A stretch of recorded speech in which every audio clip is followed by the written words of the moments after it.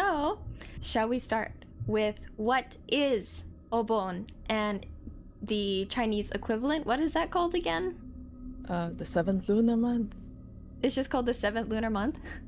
Yeah, or else it's called the Hungry Ghost Festival. Ooh, the Hungry Ghost Festival. So what is Obon, or the Hungry Ghost Festival? Is there any guesses? Anyone in chat? Or what about Ayden? We just explained to you we just talked about off-stream. this.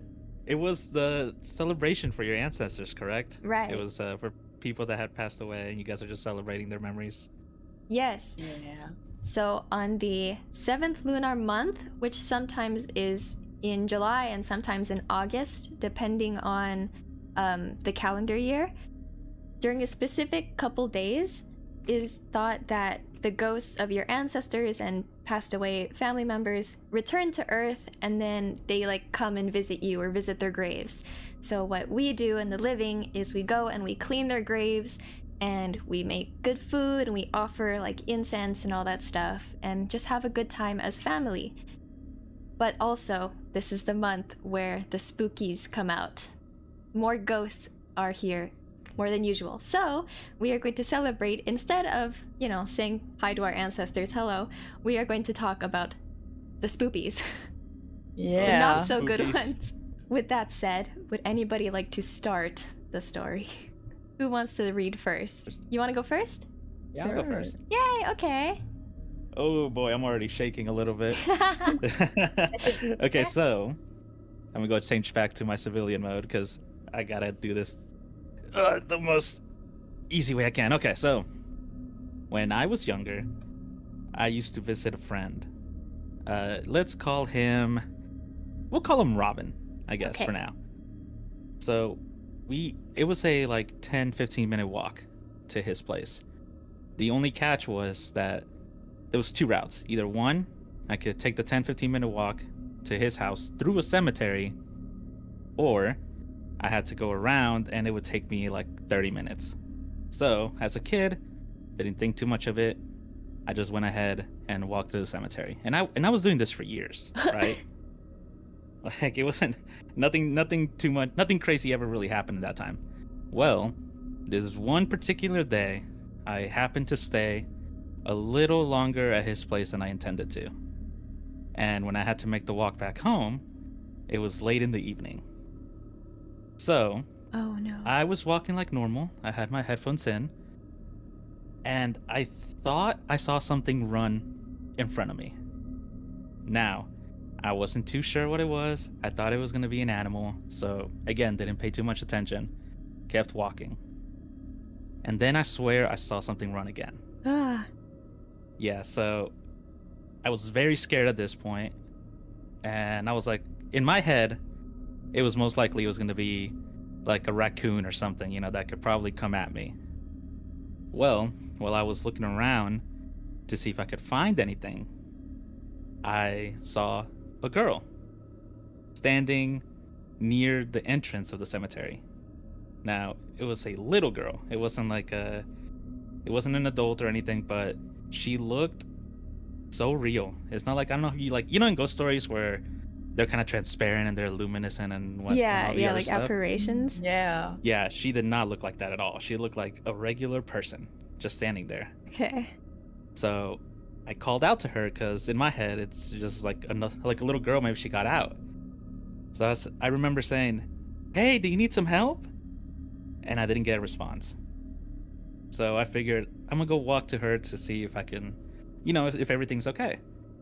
Well, as I got a little closer, I realized that her eyes were taking up the majority of her face. Like, it were just two really big eyes, and they were just staring at me. Ugh.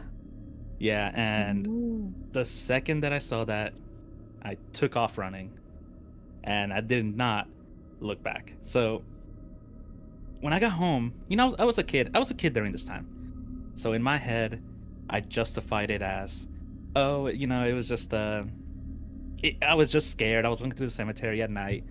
Maybe I saw something there that wasn't there, like maybe I just made it all up in my head. Oh god. Yeah. Well, years passed by.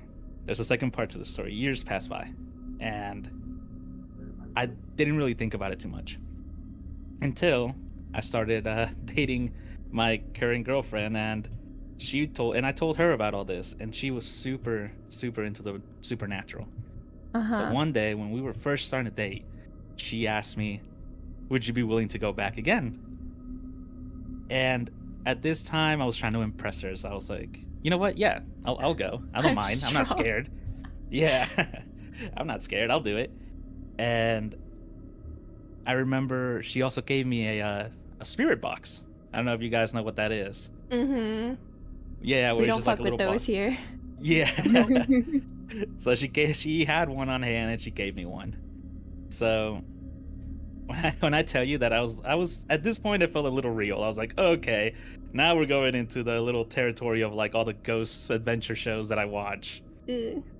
So I figured, you know what, I'll do it. I'm trying. This is a way for me to justify that I didn't see anything.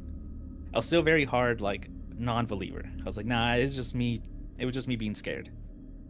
So once I got the spirit box, I hopped in my truck and I went back to the cemetery. And I stayed there for like, I want to say like an hour, just walking around with this spirit box. And I'm also recording myself. Like I'm recording the spirit box going off. Oh yeah. And at this point, I wasn't entirely sure what to do, so I was just kind of asking random questions that I hear on TV, like, is anyone here with me? What's your name? All this other stuff. And for about an hour, nothing happened. Eventually, I get kind of tired of it. And I say, okay, if you want me to go away, tell me to go away. And I sit there for a second. And I'm listening to this spirit box go off. And there's nothing. There's just blank noise. So I finally get tired. I'm like, okay, and I'll go to turn it off. Right before I turn it off, I thought I made out a little girl's voice say, go away. Yeah.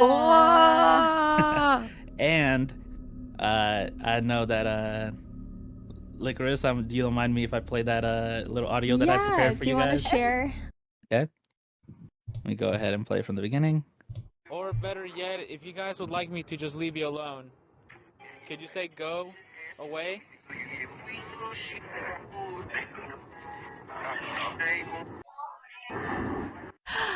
Oh, I heard it that time. Yeah, it gets a little quiet beforehand, and you can hear a little girl's voice say, "Go away." Now, I've showed this to a couple people, and it varies. People hear it, some people don't. But I remember being there at the time, hearing it, and stopping like everything. Yeah. And I swear, my face was literally this, like I was not sure what to do. And at that point, I jumped in my truck, and this thing had an aux cord, so I plugged it into my radio, turned it all the way up, and I re-listened to it, and I heard the voice. So now I'm freaking out. So I drive all the way home, and I called my girlfriend, and I told her what happened, and she was like, "Oh, see, that's what I wanted to see if she would respond," and I was like, "Why?"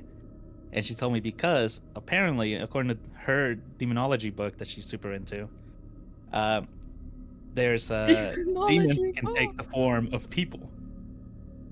But so she wow. led you to go hunt a demon with no I didn't experience? know. Like, yeah, she was just like because she was so. Sacrificial boyfriend. I'm saying, okay, so I wasn't the only one that thought that. Okay, but she was just telling me that, when a demon can't look exactly like a person, there's always like something wrong with them when you look at them. Yeah. So what she was super curious about is the fact that I said that her eyes were super big on her face. I hate it. Yeah. Thanks, I hate it. So I was super scared at that point because, I mean, she just wanted to prove a point. She's like, you say you didn't believe in it, so, what does it matter? And I was like, okay, yes, but... Yeah, but, essentially you're giving me up for a sacrifice, but whatever. Because you don't believe it doesn't work on you. Exactly. See, that was the mentality, I guess. But anyway, that night when I went to bed, I mean, I couldn't. No, I'm not gonna lie, I couldn't sleep. I had such a hard time sleeping that I went out and just out on my porch and was just kind of catching my breath. And as I was, Understandable. huh? Totally understandable. Yeah, I was like, I was just catching my breath, and out of nowhere, I felt like all the hair on my arms stand up, and I had the sensation of like, you need to go inside right now. I would So never I- go outside. I wouldn't go outside. Yeah. Yeah. So I went back inside, and I could not sleep. I just laid in my bed, and I could not sleep.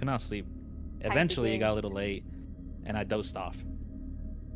And my dog, that I have had for years, and she's never done this, like in the entirety of the time that I used to live there.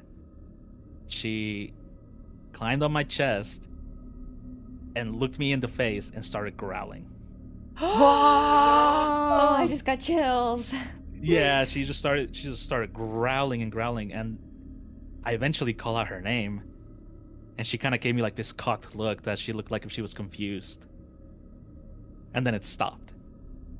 Oh, And that was it. That was all I got from that. Oh my god. That was my experience. That was the only time I ever had any like supernatural experience. But ever since then, I don't mess with that no more. No. Yeah, and once we moved out of the house, it kind of like everything stopped. We have a tier list.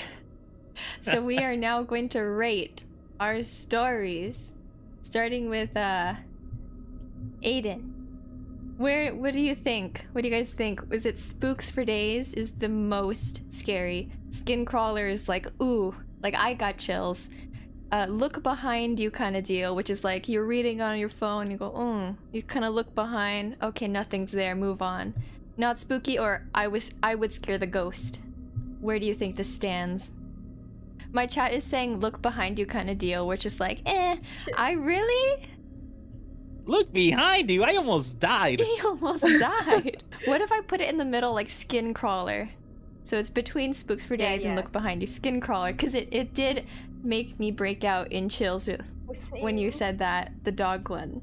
Okay, who wants to go next? Oh, I think I could. Okay.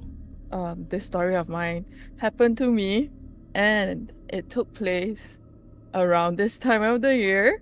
Ooh. So during the Hungry Ghost Festival, where Chinese people believe that all the spirits come out and are free to roam the world for an entire month.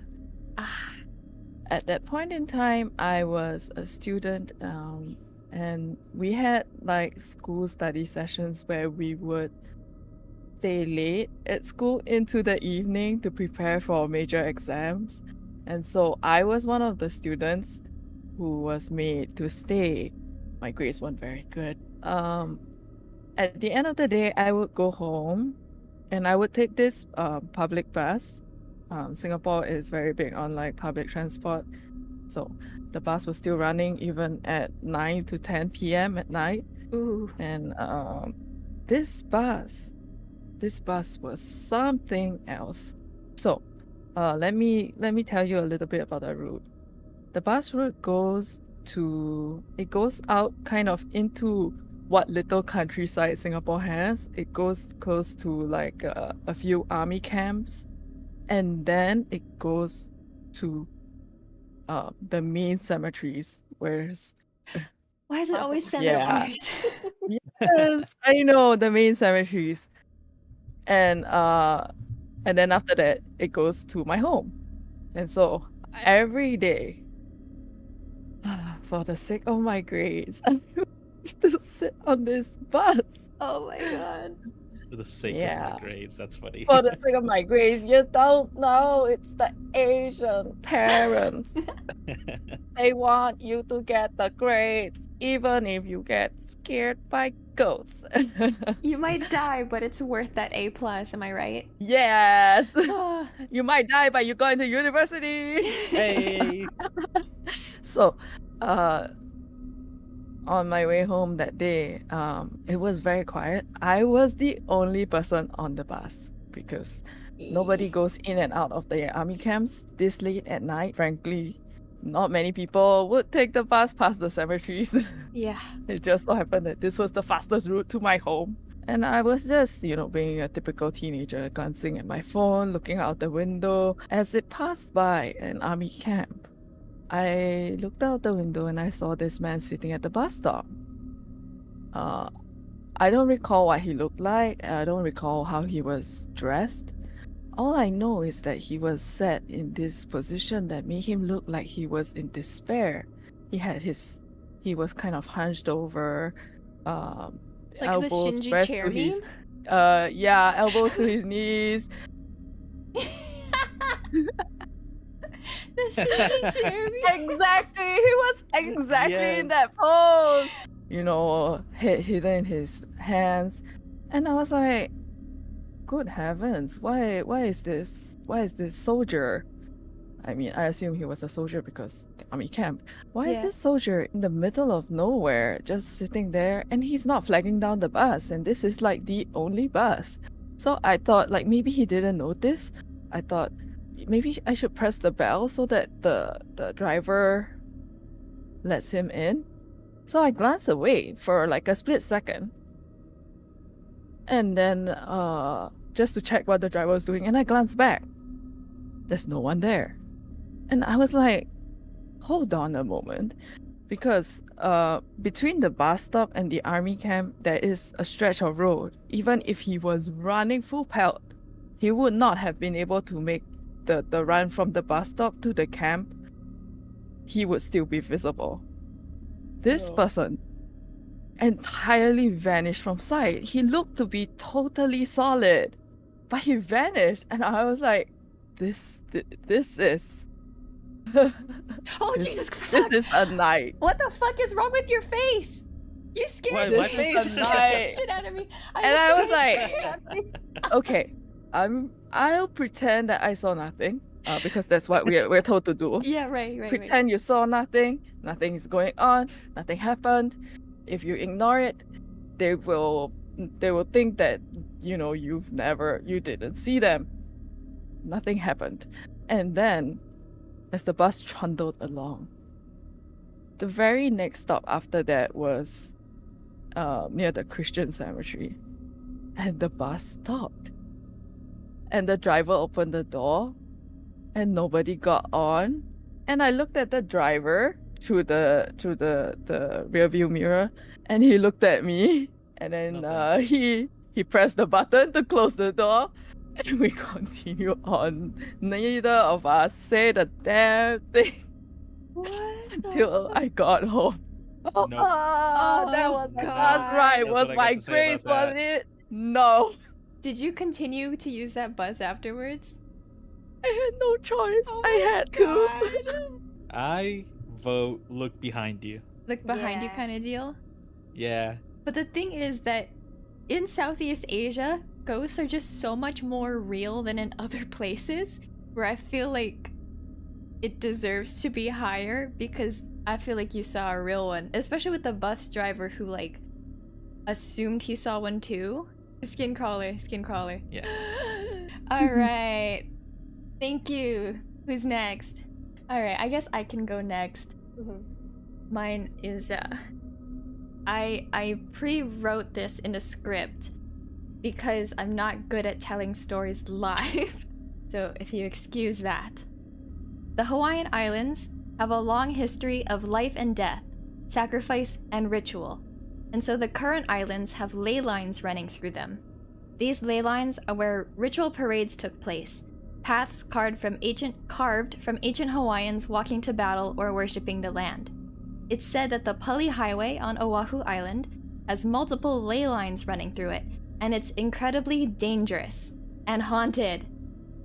Keyword is haunted, very haunted. I never ever go to the Pali. Even in the daytime, I refuse. In particular, a parade of night marchers is common sightings leading to major historical battlegrounds in the area. So, these night marchers are ancient Hawaiian ghosts, often warriors carrying various weapons and marching to the beat of drums. The apparitions only appear on specific nights based on the moon and the season, but when they do appear, they make their presence known. At first, you hear the sound of distant drum beats, slow and steady, and then the sound grows closer. and you begin to hear the whispers of a chant in a language familiar to you, but unrecognizable. This is the recount of my uncle's real experience. So, he was sleeping over at a friend's house after a party, and his friend had told him in passing that his house was directly running through a ley line. Thinking nothing of it, my uncle went to sleep in one of the guest rooms. Sometime around midnight, he awoke to the sound of beats outside the window. At first, he thought it was someone launching aerial fireworks while partying late, making loud noise in the streets, and tried to go back to sleep. But instead of stopping after a while, it only got louder, like the party was running through the neighborhood until it got so distinct that it could only be crazily beating drums. It was at this moment that my uncle remembered about the ley line and tensed up, ready to hop out of bed and run if need be. But as a kid in Hawaii, you learn about these things early on and what to do if you encounter a night marcher. Lie flat on the ground, belly down with your arms protecting your head. Never make eye contact. So, my uncle thought he'd be safe on the bed and placed a pillow over his head. He waited, heart synchronizing to the frantic pounding of gourds and sharkskin drums, and the cacophonic footsteps. It got so loud that it sounded like a train was passing by. And then my uncle was thrown to the ground. If it weren't for the pillow in his grasp, he would have knocked his head on the bedside dresser. He was scared out of his mind, but he forced his mouth shut and remained still where he fell. Luckily, the night marchers had only pushed him out of the way and hadn't taken an interest in him. Through his trembling eyelids, he could see the flashes of firelight from their torches going straight into the walls. Everything seemed to shake in tandem with their footsteps and raging war chants, like the fierce battle from centuries ago happening in that very room. It went on for a long time, what must have felt like hours, and then all of a sudden, silence. They had passed. Only the rumble of his unchecked breathing was left. The digital clock on the dresser, when he stood up to check, was frozen on 1:13 a.m. He rushed out to ask his friend if he had experienced anything, but his friend was deeply sleeping in the next room over. When he was shaken awake, he said he hadn't heard anything. The two rooms were separated by a mere 4-inch thick wall. The only evidence that it had truly happened to my uncle was the long bruise running from his left shoulder all the way down to his hip from the force of the spirits, and the clock frozen at 1:13 a.m. This happened a few years ago when he was still a college student. He said he kept the clock after that, but lost it after moving a few times. He hasn't been back to the Pali after dark for over 30 years now, and neither have I, and neither should you. That's my story. No, no, I didn't. The sound effect you did made me jump so hard. Tier list time. Just Okay, speaks for days. Yeah, it's so freaky. yeah. It could happen Yeah, no. I just anytime now. Still, it's so scary. Okay, speaks for days. Yes! Alright. Yume, do you have one? Yeah, I do have two. This is a story, an actual story that happened to myself. So, a story from when I was a young child. We used to have a housekeeper, essentially a helper that lives in with us in the household to help with chores and everything. And like, it was pretty normal for her to be helping around doing things. And with the first few weeks with her around, things were normal, but they were a little bit suspicious. No, usually you would think theft would be like the most red flag thing, like they could probably be stealing from you. But this was another sort of red flag that we noticed. And I was a young kid, so I didn't notice it, but my parents did. But you know, kids are clumsy. We fall, we run, we get up, we are fine. But it was odd that I was getting bruises, scratches out of nowhere, without doing anything. And there are times where I seem to be unsteady on my own feet and seem to have been pushed over by something or someone. We don't know what it was. It was weird. And there was also one incident which I very clearly remember. It's a core memory now at this point. It was when I was in my room with my sister. We were watching, I think you know the big brown house bear thing. I can't remember the cartoon name, but we were watching that. It was normal show happening, but out of nowhere there was this disembodied voice, a male voice, very deep male voice saying hello, and we were shook because there couldn't be from the show, because we did rewind back to check the tape to see if was it something from the show or anything, but it wasn't. So out of nowhere there was just a male voice. It spooked us and we didn't dare to finish what we were watching, just ran out. That's one spooky thing. The other the third thing that we noted was, do you know those like ball pit tent thing, you know, where little kids play in? So I had one of those as a kid, and on one of the walls of the tent we had a bloodied handprint, like a small child's bloodied handprint. So it wasn't me, or it wasn't my sister. We just don't know where it appeared, because obviously when your parents see something happening, oh no, bloodied handprint, who's hurt? No, none of us. It was just there. Then we, simply clean it up, thinking nothing of it. But I guess there was the point where it was really, really suspicious. And one time, I think I actually saw what it was in my own home. So I'm actually in the same spot in the area. So if you guys don't know, I'm in my kitchen. My kitchen has the bathroom. So as a kid, when I was showering, once opening the door, I saw a little girl. We have many little girls today. We have a little girl that was smiling. She looked pretty normal. She actually looked like me, which is very odd. She was just in clothes that I had. And I thought, maybe it's my imagination and all, but it was kind of creepy. She just stared, looked at me, and next thing I know, she ran off. She just ran out. She disappeared.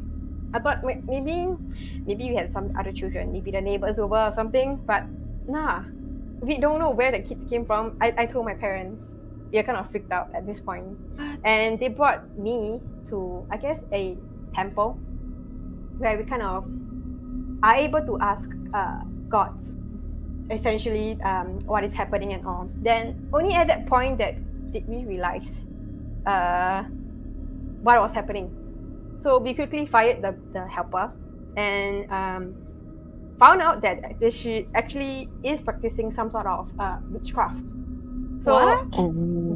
So what she does, right, is I would say prevalent in Asia. It's not common. I won't really say it's common, but some of you guys may heard of the terms. So in Chinese, it's called yang xiao gui. Okay, or in Malay, it's also called toyol. It's most likely a Thai thing, or you can, if you hear of humantong. Yeah, so essentially what that is they have an effigy of a child. Usually they are dolls of a young child that may contain parts of a dead unborn child. Like a voodoo doll? Yeah, essentially a voodoo doll. But they trap the children's soul into the doll, and that is supposed to bring in luck, love, any reason they could do to, like, they keep it as a companion. They treat them as an actual child. They feed it, they clothe it, they do everything they want in chance where they can bring them luck and everything else. So the spooky part about this is that the maid, the helper that we had, she owned this doll, and we didn't know about it until later. And what she was actually trying to do in my family was actually trying to insert herself into the parental role. What? So I don't recall it happening, but my mom has told me that I have actually been prompted by the helper to call her mom instead. So she was trying to seduce my father and getting me to acknowledge her as my mother, so she could take over the role. So it was like that kind of level of voodoo witchcraft, which is kind of spooky because the adult is spooky, but there's a ghost child in the house. To this point, I'm still scared of the kitchen, which I'm currently in right now. No, the ghost child. But yeah, so we quickly, cleansed the whole house, did everything, and so far nothing weird has happened since then. No more ghost child, not that I can see. Hopefully I don't see anything tonight, but yeah. Oh my god. I'm glad Yeah, you're so- safe. Spooks for days. Definitely That's so spooks real. for days. That's scary. What the fuck? Does anybody else have other stories? I have another one, but it didn't happen to me. It happened to a really good friend of mine. Okay. Happened to my good buddy, and he had just moved into a new apartment. And he said that the second he moved into the apartment, he always felt like somebody was watching him. Yeah, and one particular night, apparently he stayed up late because he was playing some new game that had come out on his Xbox. I can't remember the game. Mm-hmm. And he said that for a second, he kind of stopped playing, put his controller down, and he was on his phone before he decided to go to bed. Well, he said that the Xbox and the TV were right next to where the closet is, just a little door to the side. And he had left that open because he was going to school and he had his book back there and he just forgot to close it. Well, he said he looked up from his phone and he saw this little black figure kind of peeking through the door at him. Was it a little girl? No, hopefully not. He said what he described to me is that it looked like it kind of looked like a hunched over old man, but it was so small. He said that it wasn't even up to his knee. Oh no. So Old man. yeah, he said that he kind of like was doing something in the closet, and he looked up. The little thing looked up and saw him, and noticed that he saw him. And this is the part that said that messed him up because he couldn't really like explain this. So he had his Xbox and his the power cord was kind of stretched out on the floor so he could reach the outlet. Mm-hmm. Well, apparently this little thing was smart enough to step over the cord so that it wouldn't knock it over. So it kind of backed up into the closet while stepping in over the cords. Whoa. Wow. Yeah, and then it just kind of, and apparently my buddy saw that and he said he dipped out. He said he left. He said he wasn't even wearing pants. He was in his boxers. He said he ran out the door straight to his car and just left. Oh, But that was the only other thing. Yeah. He had a whole What was it Menehune now? in his house. Yeah, I don't. A little Oh man, Smurf. yeah. Exactly. He had Grandpa Smurf in his house. Yeah, you never want Grandpa Smurf in your house. That's fucked I up. mean, if it really gets onto it, I think you can kick it. You know, Oh You my say gosh. kick it? in a Punt panic, it. you know. Oh no. Yeah. Where was that? United States? Yeah, that was in the United States. That's where we're at. What could that be? I'm trying to think of all the folklore in the different areas because in Hawaii we Probably have a gremlins. specific spirit that like is small, like really small, like that, and we call them Menehune, and they're like really well known too. But also in like European mythology, there's like little brownie spirits. And they're called brownies, and they're like fairies, and they're small. So I'm trying to figure out what could that be, unless there's like a Native American version. I'm not entirely sure. Now we're both Mexican, and we have one called duendes, which are like little, like elf little things that like to play pranks. Wait, I saw a have you seen the TikTok of like this guy playing a ball indoors, and then like the ball moves to the dark corner, and then the guy pans the camera, and there's like a little fucking thing that's like Yes. standing there running around. Yes, that's kind of the idea. Yes. That is Ayden's story part 2. I want to say just because you could easily kick the shit out of it, I don't want to put I would scare the ghost. Do you have a story you'd like to share with us? The sun was setting over the campus, casting long shadows across the pathways as I walked alone towards the older building nestled amidst the trees. It was around 6 or 7 p.m., and the campus was quieter than usual at this time, as it often was. As I strolled, a shiver ran down my spine, and I couldn't shake the feeling that someone was following me. Every time I glanced over my shoulder, though, the path behind me remained empty. Pushing aside my unease, I finally reached the older science building where my friends were waiting. The building was on the older side of our buildings on campus, but it had the environmental science lab, and my friend likes working there, so we used to hang out there a lot. We decided to settle ourselves on the 3rd floor hallway seating, right next to the observatory, The air felt heavy with anticipation as we chatted and laughed, but the flickering lights above us added an unsettling ambiance to our gathering. Basically, this building is like really, really old. It's not like the oldest thing ever. Like, it's not like, I don't know, 1800s building or something. Yeah. But it's like one of the older buildings that we have on our campus. So at night the lights just act really weird, and like there's a lot of off vibes in the general area. So it's like you're just be walking near the building and it just feels like there's something watching you. And it's so weird. You go to the Phasmophobia school. For real. As the conversation continued, I couldn't help but recount the strange sensation of being followed on my way there. My friends chuckled and teased me, suggesting that the campus ghost had decided to take a stroll, and we laughed it off, but our laughter held a bit of nervousness, as if we were all trying to convince ourselves that it was just a joke. One of the distant chairs caught my eye. Basically, like, the seating area has, like, these couches, and then there's a second side of the seating area across from the elevator that's closer to the observatory and also to the fire escape door. And that one, there's, like, chairs and little tables. And a chair was, like, pulled out. So we were like, that's fucking creepy. And we pushed in the chair. Because we were like, no. Like, as if somebody was sitting in the chair, it was pulled out. So, in an attempt to dispel the uneasy feeling, we pushed the chair back in.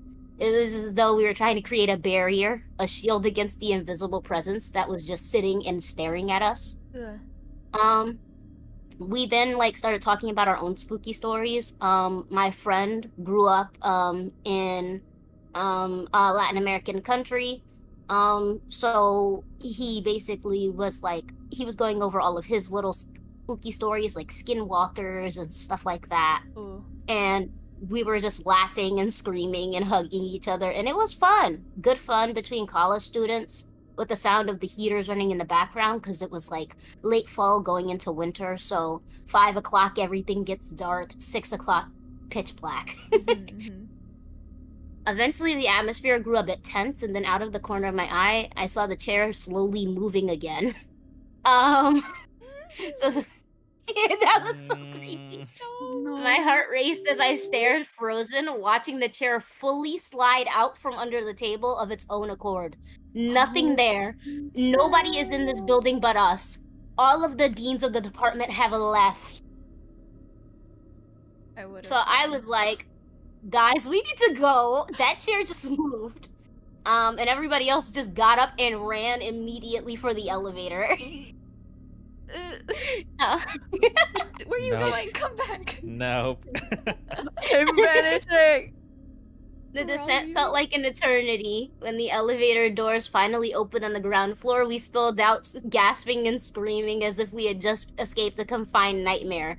We also were giggling maniacally because what else do you do in that situation aside from nervously laugh at, like, the fact that a ghost might be trying to kill you?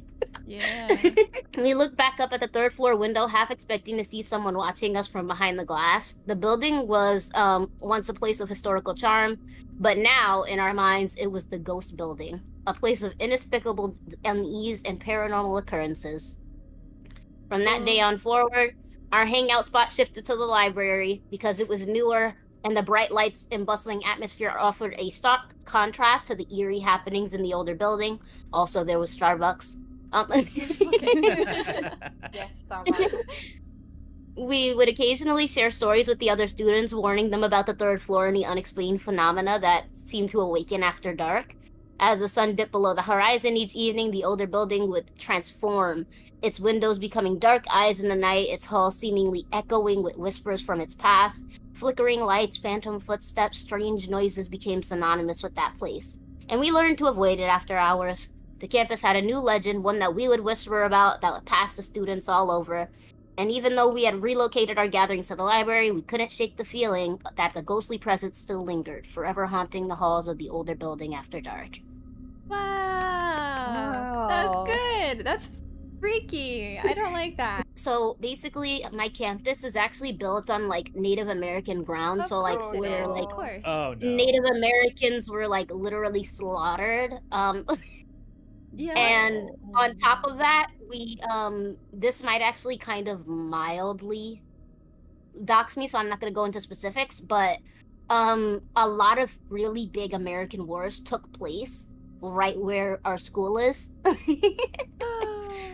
Oh, So- dear. Lots of people died where our school buildings are, so it kind of makes sense why there would be spooky things. Another creepy thing that happened in that building one night, this is just a small one-off, but like this is like when I officially swore off the building. I went to go check on my friend because he was like, he works in the lab, so he's usually always in there. So I went to go check on him. I brought him food to see if he was okay because he likes to sleep there for some reason.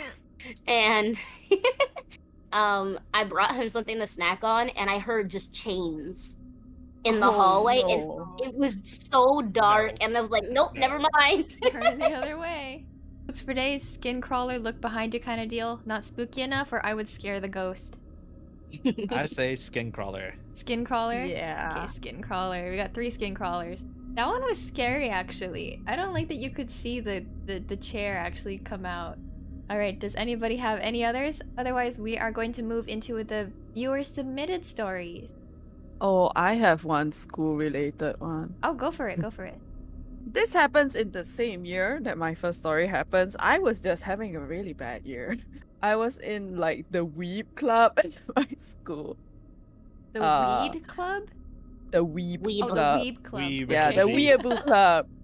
So It's where I was too.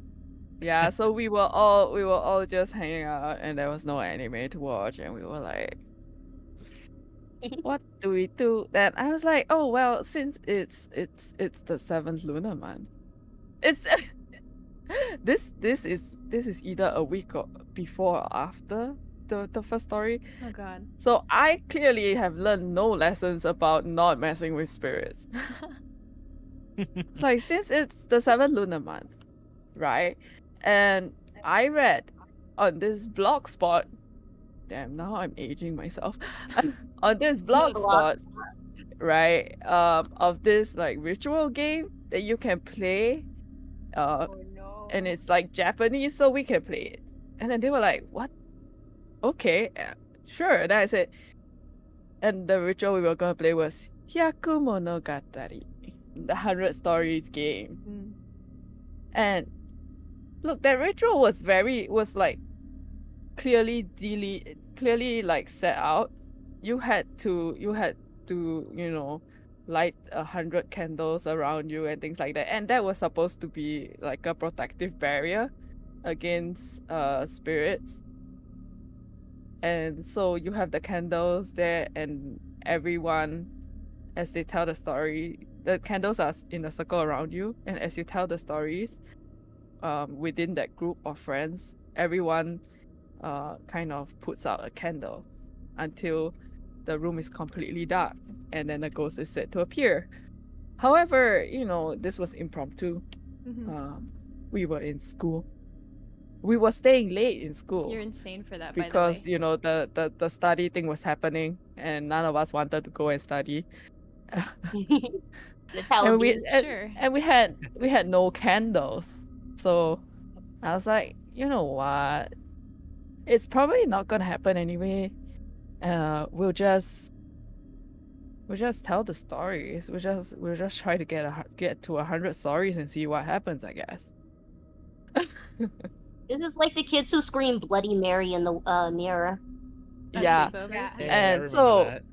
So all of us, fools, sat in the empty classroom with the lights off, with no ritual candles, and we started telling these stories. Initially, it was okay. But then, as we continued to tell them, I think by the 3rd or 4th story, we were starting to notice some little things. Mm. People started to see like things from the corner of their eye. More than one person saw at the same time, like a shadow move outside the windows, across the windows. And we were all like, Let's continue. yo, this is getting a little bit serious. And we were all kind of on the fence on like, should we finish the ritual? Or should we Yes. get the fuck out? That's when you dip. There's no question. You just leave. Nah, that's when you continue. God, Yeah, but please turn like, the light you know, on. as teenagers, you have more you have Balls. more balls than brain cells. Exactly. So all of us were young, dumb, and we continued to tell the stories. We got until about 25. And then someone was like, why is this room somehow way darker than the surrounding darkness? And we were like, come on, don't fuck around with that. Nah, no way. But as we looked around, we realized it was indeed darker in the room than outside. And then we started spotting, you know, like the shadows flickering. And you know, to be fair, it was probably just freaked out teenagers. But we saw things moving around. We saw like shadows flickering and things like that, and we were like, "There's nothing to create any kind of, you know, light or anything, any kind of weird light effects or anything like that." But here we were seeing things move in this entirely dark room that was somehow darker than the darkness outside. And we were like, y'all, pack your bags. We are gone. I have Yeah, no and- idea how you Southeast Asian people continue to fuck with ghosts, man. And all of Yeah. us, we all packed our bags. And then we were like, you know, the ghosts thus far, they are outside of the classroom. So if we are going to escape to the bright lights of the canteen, we're gonna have to pass the ghosts to get to the canteen. Ugh. And then we were like, shit. Shit. Then we were like, yo, because there's an odd number of us and we don't want any of us to get stolen by the spirits, here's what we'll do. We'll walk in a circle to the canteen and we'll make sure that all of us are present so that no one vanishes. Ah. And so Yeah, see, this that's this bunch of 17 and 18-year-olds were all walking hand in hand like a bunch of like nursery school kids on a school vacation or a school field trip.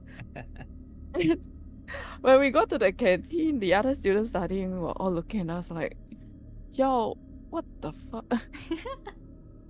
That's why don't you wanna know what we're sacrificed the doing. slowest friend. Take him for Yeah. the team. Yeah, but that year of my life was particularly gnarly with like spirits and weird things being seen because my school was said to be haunted. Of course it Um, was. Of It was course. Jesus Christ. yeah.